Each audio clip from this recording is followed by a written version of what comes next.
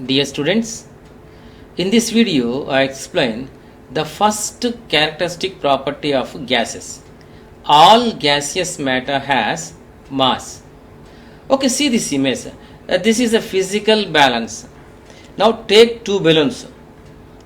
Fill one balloon with air and keep the other balloon empty.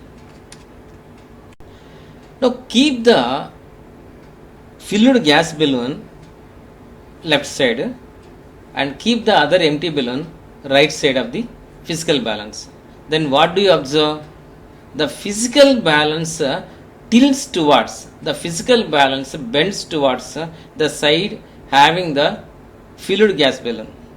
Why? Because the filled gas balloon is heavier than similar empty gas balloon, as the air inside the filled gas balloon has mass.